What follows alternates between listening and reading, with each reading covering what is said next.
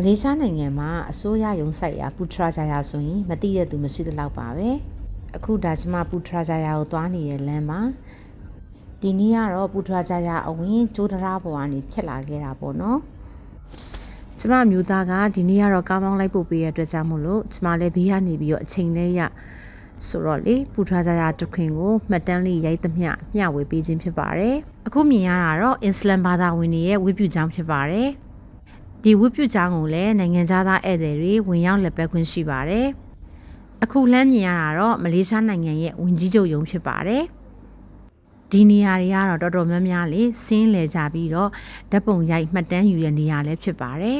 ။ဝန်ကြီးချုပ်ရုံးရဲ့ရှေ့မှာတော့မလေးရှားနိုင်ငံအလံကိုထောင်ထားပါတယ်။ပူထရာဂျာယာဆိုတဲ့ဆိုင်းဘုတ်ရှေ့မှာလည်းဒါဓာတ်ပုံရိုက်တဲ့သူတွေအများများပါတယ်။ဒါမလေးရှားနိုင်ငံရဲ့ဝန်ကြီးချုပ်ရုံးကိုကျွန်မအနီးကပ်လေး zoom ဆွဲပြီးတော့ပြပေးရပါ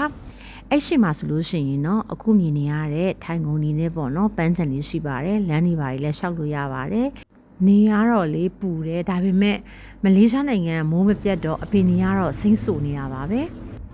ကဲနောက်တစ်နေရာကိုဆက်ပြပေးမယ်เนาะအခုမြင်နေရတာတော့စွမ်းရည်ဝင်ကြီးဌာနဖြစ်ပါတယ်စွမ်းရည်ဝန်ကြီးဌာနရဲ့မျက်နှာချင်းဆိုင်မှာကတော့အခုလှမ်းမြင်နေရတာကျမတို့မြန်မာတွေတော်တော်များများသိကြပါတယ်။ဒါကတော့မလေးရှားနိုင်ငံရဲ့ immigration ရုံးချုပ်ဖြစ်ပါတယ်။ immigration ရုံးကနေပြီးတော့ဆက်သွားမယ်ဆိုရင်အခုလှမ်းမြင်နေရတာတော့ဗန်နာရေးဝန်ကြီးဌာနဖြစ်ပါတယ်။ပူထရာဂျာယာကအစိုးရရုံးဆိုင်ရာမျိုးဖြစ်တဲ့ကြောင့်မို့လို့မြင်တဲ့အတိုင်းမှာပဲတန်ရှင်းတက်ရက်ပြီးတော့လမ်းတွေကလည်းအခြေကြီးတွေပါပဲ။